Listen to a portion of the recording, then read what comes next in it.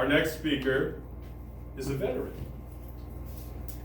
This veteran is Juliana Porsche, and she is going to talk from her pathways, persuasive influence. Speech title, The Day I Do Not Remember. Is that 1990? No. Close. Party, like I said. Anyway, I digress. The Day I Do Not Remember. We all have memorial dates in our lives. For some, it may be birthdays, anniversaries. For others, it may be major events that change your life and just your thinking.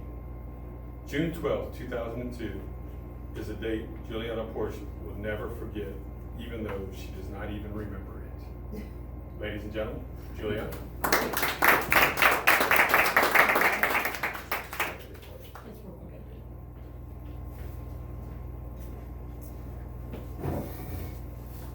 Thank you, fellow Toastmasters. Let me take you back. Think about dates. Think about events that you remember in your life. It may be a birthday, maybe an anniversary. It may be the day someone broke up with you. That's Valentine's Day for me every year. But it may be a memorable day, like when JFK was shot. Some of us in here, we weren't born yet, but my parents always told me growing up, my mother was on a bus going to New Orleans for a football game because she was in the marching band. My dad, he said that he had some exams that morning at his high school. They finished early, so he was at basketball practice, and somebody ran in there to tell them that JFK was shot. The Challenger explosion. I was in the 3rd grade, and I happened to be homesick that day from school. And my mother, who was a teacher, stayed home with me, the baby. She stayed home with her baby. And we were like going to watch this great event together. First teacher in space. And then the tragedy happened. And I remember not understanding. But all my classmates, I get to school the next day, they didn't have any clue what was going on because they weren't allowed to watch it. And I did. And of course, 9/11, I was working at a TV station in Sherman, Texas, and I was only there a week when that happened. And I woke up at 9 a.m. because I worked the evening newscast, and they said, you better come into work. Something is going on. And we were there for about 24 hours. So those are important dates. Now there's one date in my life that is very significant to everything I'm doing now. But the truth is I have no clue what happened. I do not remember it. June 12, 2002. Everything I'm about to tell you was just told to me. I lost memory before and I lost memory after. June 12, 2002 was a Wednesday. I had just given my 2 weeks notice at the TV station because I got a better job in Arlington. I was living in Sherman, Texas, working in Denison, and I remember a friend of mine called and said, hey, I need help with this letter. You're so much better with words than I am. Okay. So I went to go meet her at her family's business about lunchtime, and then I was going to go ahead and go to work. I showed up, and her brother's like, oh, she's running late. She's going to catch up with you later. Okay, that's fine. He and I spoke a few minutes, and then 2 minutes later, that young man was calling 911 for me. 2 minutes after I finished talking to that young man, I was struck on the driver's side of my car by a train. My car stalled. It was obstructed view. The train conductor told my mother he never saw me, I never saw him.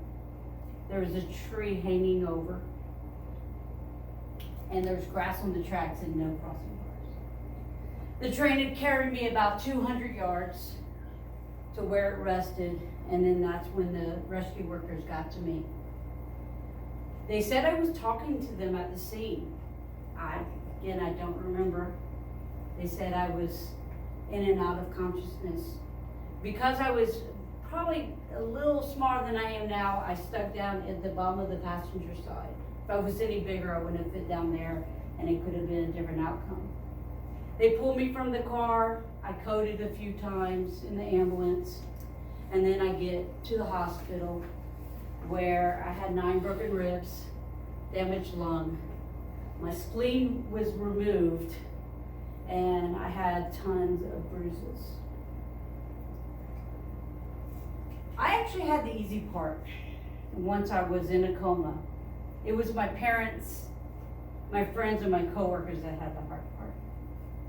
My parents were 8 hours away here in Lafayette, and my dad got a call. It was from my friend's coworker and said, "Your daughter was just hit by a train." My dad asked, "Is she dead or alive?" And the lady said, "I don't know." So for 4.5 hours, my parents drove all the way to going to Sherman Denison, which is above Dallas. They didn't know if I was dead or alive until they got a phone call that I was still in surgery, getting my spleen removed and everything. They showed up at 10 o'clock that night, and the doctor said, "Well, if she survives the next 24 hours, we may be out of the woods." My middle sister was supposed to move from Virginia to Louisiana that weekend, and my mother was supposed to help her. She drove by herself over 16 hours to Sherman, Texas, back to Lafayette, back to Sherman to help my parents out. And my oldest sister was on vacation. She cut it shorter a day early to come be with me. My coworkers were a whole nother story. They didn't want to believe it at first. See, in news, you listen to the scanners.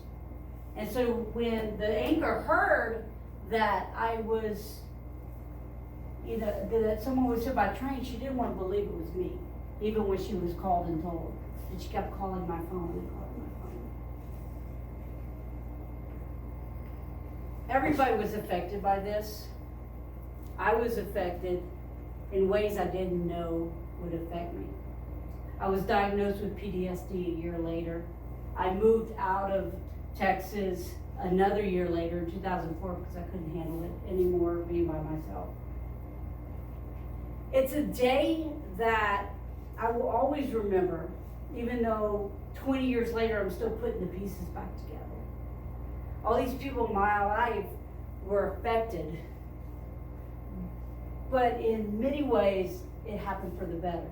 My coworkers, I still keep in touch with 4 of them. And for my family, tragedy can tear people apart or it can bring them together. For us, it brought us together. We now vacation every summer together. Those families that take pictures of themselves and with matching shirts? That's my family, all 10 of us. Everything happens for a reason. I'm a true believer. We have change in our lives, even when it's tragic. And even when we don't know what's going on, there's a reason that is happening to us. June 12, 2002 will be 20 years this year. I will neither celebrate it or mourn it, but think of it as a day just to move on and become something even better. Thank you.